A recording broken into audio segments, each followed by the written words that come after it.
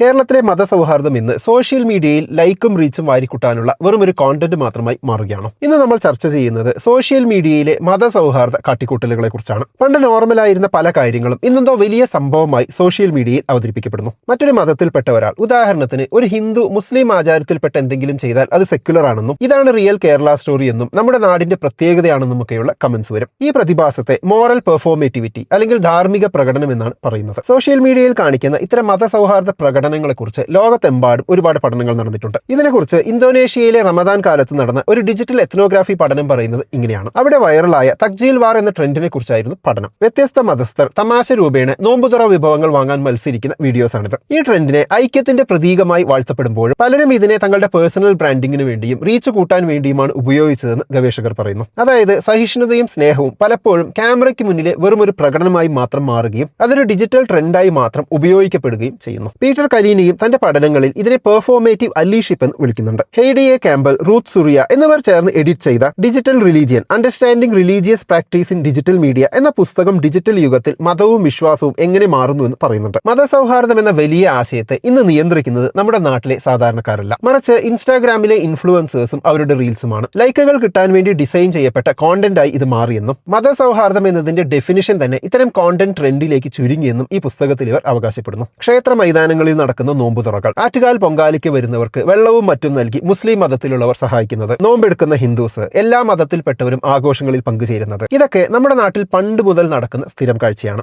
വിദ്വേഷ പ്രചരണങ്ങൾ ശക്തമാകുന്ന ഈ കാലത്ത് അവ ഒരു പോസിറ്റീവ് സന്ദേശം നൽകുന്നുണ്ട് എന്നത് നിഷേധിക്കാൻ കഴിയില്ല. പക്ഷേ ഇതിനൊരു മറുവശം കൂടിയുണ്ട്. ഓണം, വിഷു, ക്രിസ്മസ്, റംസാൻ ഇത്തരം ആഘോഷങ്ങൾ വരുമ്പോൾ ഇൻസ്റ്റാഗ്രാം ബ്ലോഗേഴ്സിന്റെയും ഇൻഫ്ലുവൻസേഴ്സിന്റെയും ഒരു സെക്യുലർ കോണ്ടന്റ് കുത്തൊഴുക്ക് തന്നെയാണ് സംഭവിക്കുന്നത്. പലപ്പോഴും ഇത് ആത്മാർത്ഥമായുള്ള ഇടപെടലുകളെക്കാൾ ക്യാമറയ്ക്ക് മുന്നിൽ കാണിക്കാൻ വേണ്ടി മാത്രമുള്ള ഒരു നാടകമായി ചുരുങ്ങുന്നതാണ് ഇപ്പോഴത്തെ കാഴ്ച. ഈ മതസൗഹാർദ്ദത്തെ റീലുകളാക്കി റീച്ച് കൂട്ടുന്ന പ്രവണത കാര്യമായി ഇപ്പോൾ കൂടുന്നുണ്ട്. ഇത്തരം പോസ്റ്റുകൾ സൃഷ്ടിക്കുന്ന മറ്റൊരു അപകടമുണ്ട്. ഗവേഷകർ ഇതിനെ സ്ലാക്ടിവിസം എന്നാണ് പറയുന്നത്. ഒരു സൗഹാർദ്ദ റീൽ ഷെയർ ചെയ്യുന്നതിലൂടെ താൻ സമൂഹത്തിനെന്തോ വലിയ സംഭാവന നൽകിയെന്ന് ഇവർ തെറ്റിദ്ധരിക്കുന്നു. യഥാർത്ഥ ജീവിതത്തിൽ മറ്റു മതസ്ഥർ നേരിടുന്ന വിവേചനങ്ങളോ പ്രതിസന്ധികളോ വരുമ്പോൾ അവർക്കായി സംസാരിക്കാൻ സോഷ്യൽ മീഡിയയിലെ ഈ സൗഹാർദ്ദ ഇൻഫ്ലുവൻസേഴ്സ് പലപ്പോഴും തയ്യാറാകില്ല. ഇൻസ്റ്റാഗ്രാമിലെ തിളക്കമുള്ള കാഴ്ചകൾക്കിടയിൽ താഴെ തട്ടിൽ വർഗീയമായ വിള്ളലുകൾ ഉണ്ടാകുന്നുണ്ടോ എന്ന ഗൗരവപരമായ ചോദ്യം പലപ്പോഴും ഇത്തരം പ്രകടനങ്ങൾ കൊണ്ട് മറയ്ക്കപ്പെടുകയാണ് ചെയ്യുന്നത്. കുറച്ചു കാലം മുമ്പ് മമ്മൂട്ടി പറഞ്ഞതായി ബാലചന്ദ്രൻ ചുള്ളിക്കാട് ഓർത്തെടുക്കുന്ന ഒരു കാര്യം ഈ പെർഫോമേറ്റീവ് റിലീജിയസ് ഹാർമണിയിൽ ചേർത്ത് പറയാൻ പറ്റുന്ന ഒന്നാണ്. അതിങ്ങനെയായിരുന്നു. ഒരിക്കൽ ബാലചന്ദ്രൻ ചുള്ളിക്കാടിനോട് മമ്മൂട്ടി ചോദിച്ചത്ര,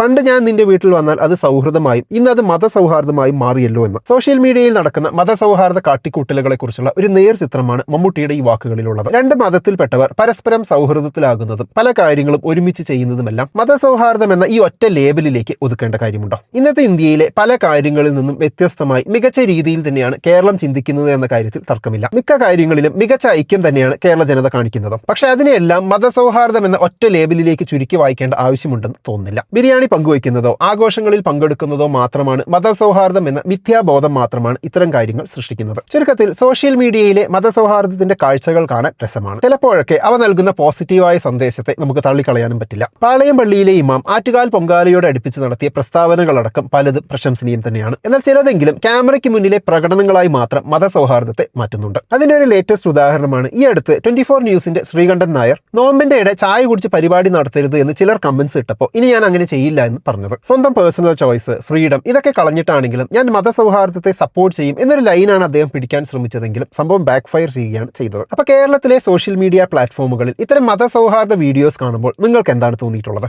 ഓൺലൈനിലെ ഈ കാഴ്ചകളും യഥാർത്ഥ ജീവിതവും തമ്മിൽ വലിയ വ്യത്യാസമുള്ളതായി നിങ്ങൾ കരുതുന്നുണ്ടോ? എന്നാണ് നിങ്ങളുടെ അഭിപ്രായം? കമന്റ് ബോക്സിൽ എഴുതുമല്ലോ. നമുക്ക് അടുത്ത വീഡിയോയിൽ വീണ്ടും കാണാം. ബൈ.